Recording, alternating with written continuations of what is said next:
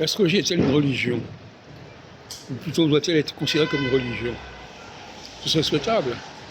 Parce que par exemple, sur France Culture, les religions ont droit le dimanche à une émission, et même les francs-maçons. Pourquoi est-ce que les astrologues, l'astrologie n'aurait pas droit aussi à une heure ou une demi-heure d'émission tous les dimanches sur France Culture? Par ailleurs, donc ça peut être une religion sans Dieu, mais il y a aussi des religions sans astrologie. Dans les deux cas, ce sont des religions qui sont affirmes, complètes. L'astrologie doit se relier à la Bible, et la Bible doit se relier à l'astrologie. C'est ça mon message.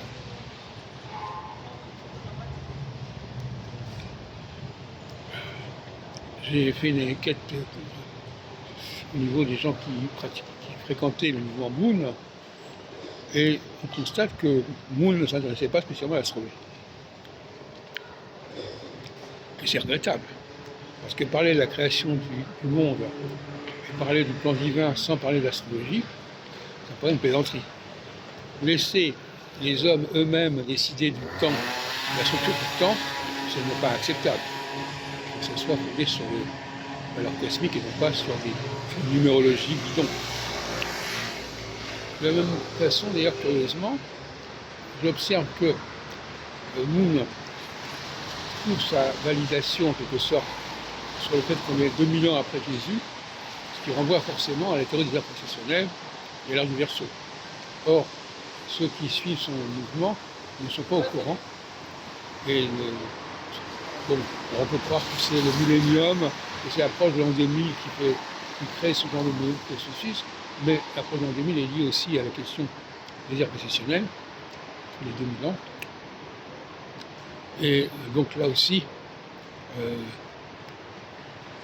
nous, semble-t-il, n'a pas compris certains passages de la Bible, si on en croit ceux qui exposent son enseignement, et notamment, il n'a pas compris que les Israélites et les Judéens, ce n'est pas la même chose.